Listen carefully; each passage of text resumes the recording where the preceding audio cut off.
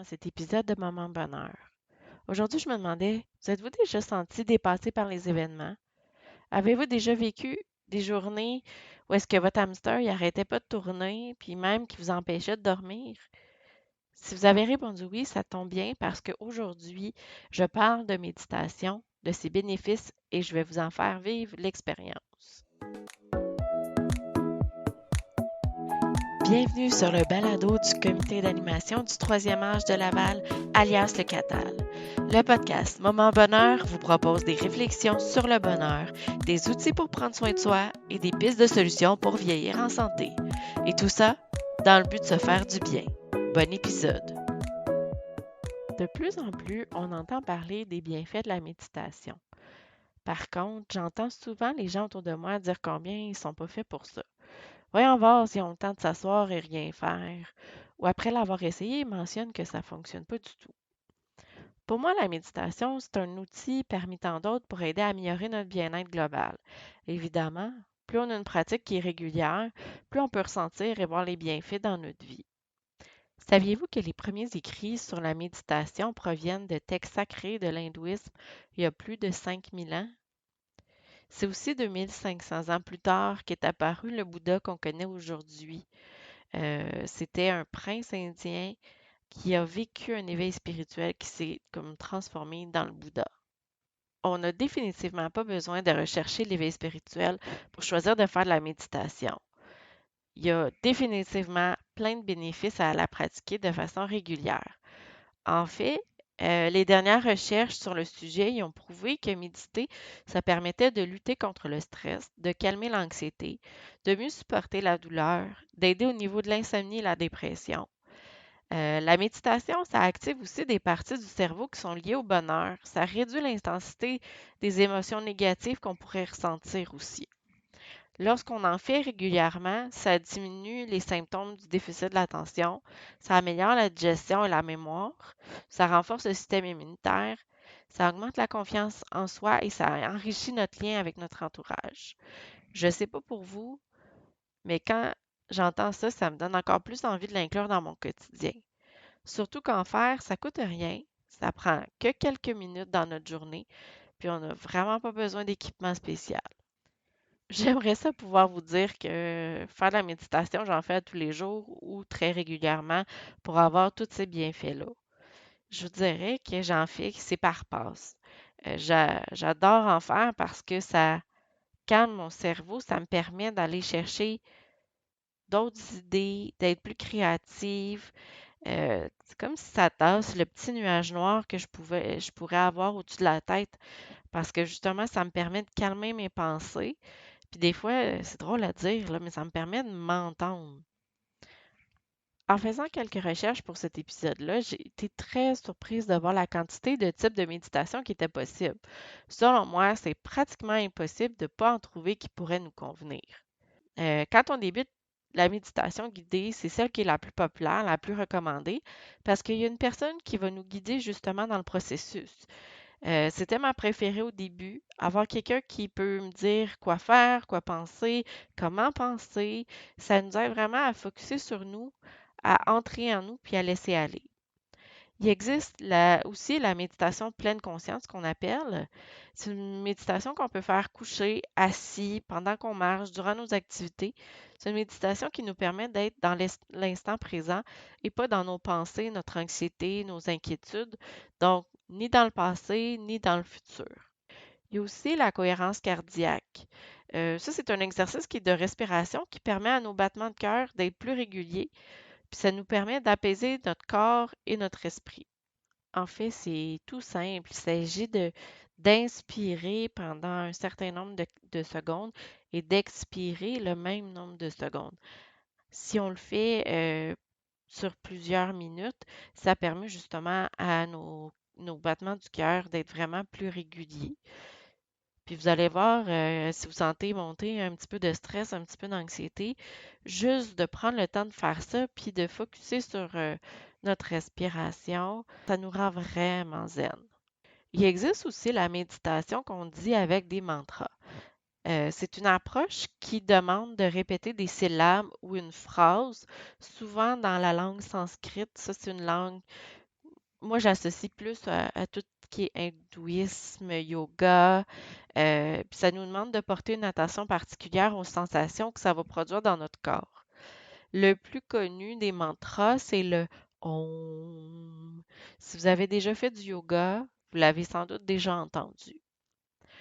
Quand on pense méditation, souvent on va penser assis, sur un coussin, étendu sur le dos, mais il existe aussi une forme de méditation en mouvement. Ça s'appelle le Qigong. Le Qigong, dans le fond, c'est des mouvements qui vont nous permettre de renforcer, d'assouplir le corps pour y faire circuler l'énergie et amener un état de calme et de présence à soi. D'ailleurs, on en a à l'horaire dans la programmation de l'automne 2021 au Catal. La prière, dans la tradition chrétienne, c'est aussi considéré comme une forme de méditation parce que c'est un moment de recueillement. Euh, une de mes formes de méditation préférées, c'est la visualisation guidée. C'est avec des images, le guide nous amène dans un autre monde pour aller chercher l'inconscient et la capacité de notre corps de savoir ce qui est bon pour nous. C'est aussi utilisé pour mieux se connaître, pour stimuler notre créativité, pour travailler notre état d'esprit. D'ailleurs, les athlètes l'utilisent principalement pour se préparer à une épreuve. Sinon, on peut l'utiliser pour réduire notre stress, améliorer notre bien-être. Comme vous pouvez voir, il existe plusieurs types de méditation. Il y en existe d'autres, puis des adaptations de celles que j'ai pu vous nommer. Il suffit juste de trouver le type qui fait vraiment du sens avec vous. En terminant cet épisode, j'ai envie de vous faire vivre l'expérience d'une méditation guidée. J'en ai trouvé une que je trouvais particulièrement agréable dans le roman À fleur de peau de l'auteur Saverio Tomasella. Dans ce livre, cette méditation-là est présentée comme une relaxation guidée. Si vous avez du temps devant vous, je vous invite à choisir un endroit calme où vous pouvez vous déposer et où personne ne va vous déranger. Si ce n'est pas le cas, il n'y a pas de souci. Vous pouvez revenir quand vous voulez. Euh, je vous suggère d'arrêter l'enregistrement maintenant pour vous installer, puis de le partir dès que vous êtes prêt à l'écouter.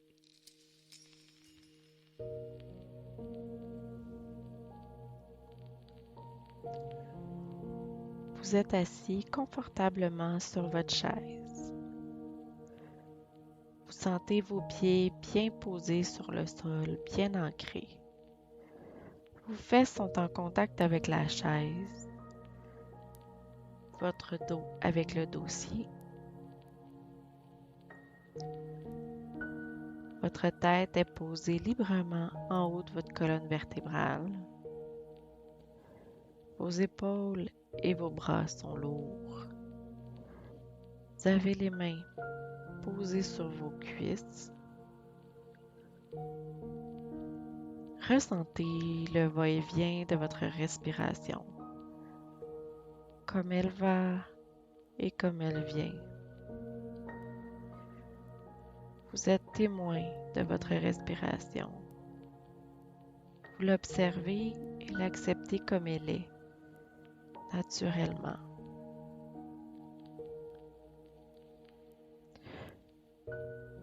Prenez le temps de percevoir le volume de votre corps dans le volume de la pièce.